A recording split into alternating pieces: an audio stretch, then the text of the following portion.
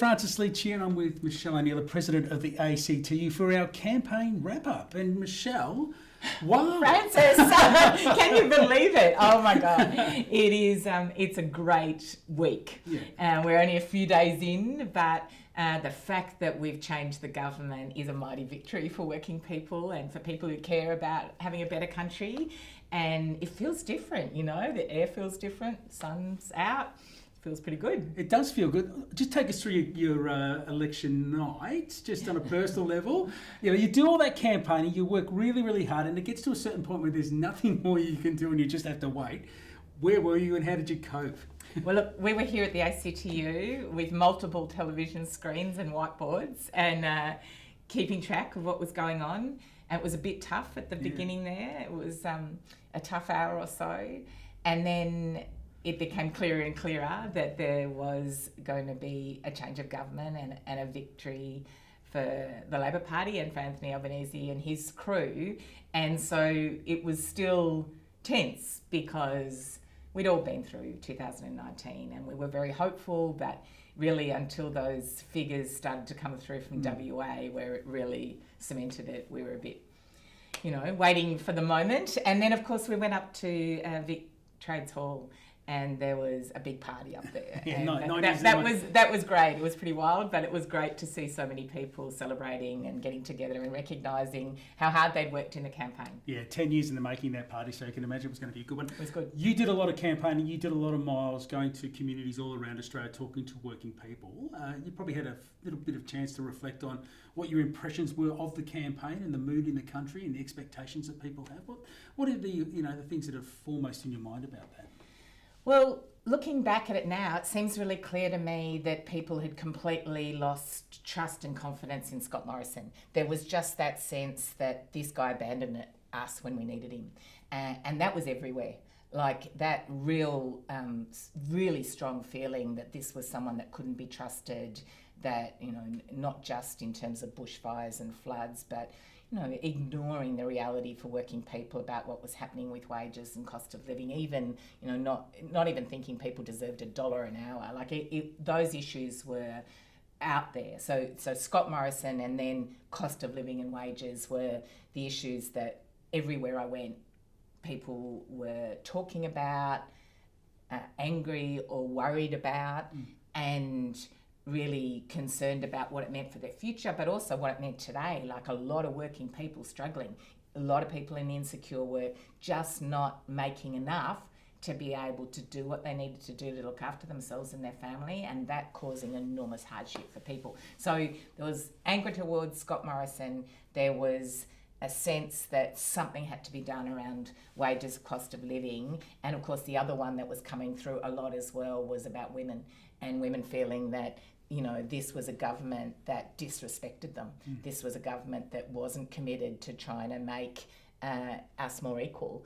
And this was a government that really didn't understand what violence and harassment meant for so many women in the country. So I think those were the powerful things. Morrison, wages, cost of living, and then what was happening for women. And the other one I'd mention that came through, of course, is a lot of people are really concerned about climate, and I think, and what's happening with our climate and what that means for our future, for our kids' future, but also for their jobs, and that was an issue that a lot of people were worried about. Yeah, you managed, the union movement and workers in general managed to make wages and life at work central to the campaign in a way that it probably hasn't been since the Work Choices campaign of 2007. It was the key talking point. So, when you think back on that, what was the key for us as unionists and activists to making sure that stayed in the middle of the campaign?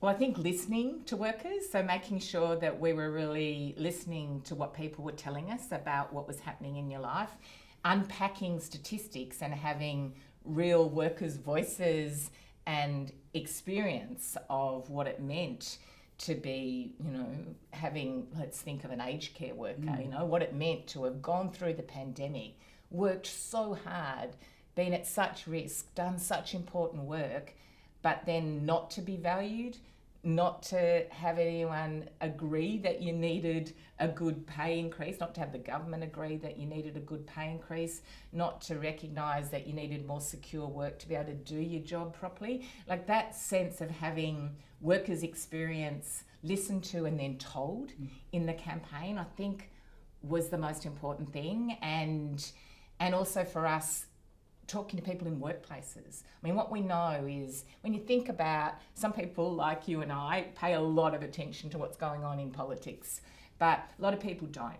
And so that idea of making sure that we can have conversations where people are, not expect them to be, you know, reading the ins and outs of what's in a few papers about it, but just conversations with people they trust in their workplaces. I reckon that was the other key thing. Yeah, it's interesting, isn't it? It felt like people felt like they were heard for the first time in a long time, and that was reflected back in the way that the union movement campaigned, and the way that was then sort of fed up the tree to those contesting those seats. So that's a key lesson out of this, isn't it, in terms of what we do as activists and unionists, is to make sure that we maintain that connection, those conversations with people about what's really happening in their lives. I think that's right, and also knowing that you can't just do that in an election campaign. Yes. Like a few candidates found that out, didn't they? Absolutely, they did. Like what we know as unionists is that to win change, it's never fast. You know, you have to build a campaign, you have to work at it,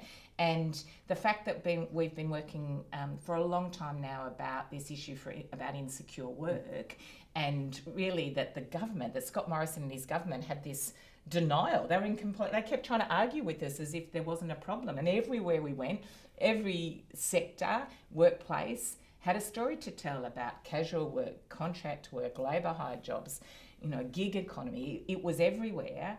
And the more that they were in denial about it, the more it became clear to us that this was affecting everybody. And then, of course, when cost of living started to go up as well, the connection between those two things, because we'd done a lot of work around exposing what was happening about insecure work, the combination of what that then meant for people who didn't know how much they were going to earn week to week when their wages were already low and not keeping up with the cost of living was powerful. So the work really begins now, doesn't it, in lots of ways? There's a change in government, but now we need to see that change happen. So for those who want to keep on the campaign trail as such and make sure that promises are met, what should we be doing? You know what? I'm just going to say one other thing. The other thing that I think was really important we learned is people have got to believe it's possible to be better, like that change can happen. Because it's one thing to talk about how bad things are, but it was important that there were clear statements made by the Labor Party around what they would do differently around supporting people with rising costs, about what they would do about insecure work. So the fact that there was real proposals and plans that would make a difference was really important too. Because you can't just talk about how bad things are. You've got to give people and know there's a genuine sense that it could be different, and that governments can do something, you know, instead of throw their hands up or go to Hawaii. So, but back on what your question was about lessons. Yeah, you know, if the changes, it doesn't happen just because we change the government. We've got to, in some sense, you know, go to work to make sure that those changes are seen through. So, you know, what should people be doing? Well, what I know is the election is only one step. Yeah. And what we know as unionists is that we only ever win change when we keep campaigning and see the change enacted. So you see the change in law, you see the change in rights, and you breathe that into workplaces. And so when workers can breathe that, is the way I think about it. When they see it in their life, then that's when you know you've won. Yeah. So the election is a great win and a moment to celebrate, but it's not the end of our campaign, because what we have learned is that you have to keep campaigning until you really see the effect. And it's much better to be in a position where there's a basic respect, and of course we want to work really constructively with the Albanese government, and there is a good base to do that, but we're unionists and we know that you never stop campaigning until you see the result. And the best way to make sure that your campaign, your personal campaign to change things at work, is to join your union. AustralianUnions.org.au to find out how you do that. And that's the most effective way to make a difference in your life and in the lives of other workers as well. Michelle, thank you so much. Thank you for all the campaigning you've done over the last 3 years as we've come up to election day, and I know that as we build towards another term in government for Labor, that will keep the pressure on to make sure that they deliver on the promises they made. We will, Francis. I just want to thank everybody who might have been listening to this to say for every single person who was part of this and who worked so hard to deliver it, in whatever way you did, thanks, because we're a pretty mighty movement and what we did together was what made the difference. And thanks for everything you've done too, Francis. Thank you, Michelle.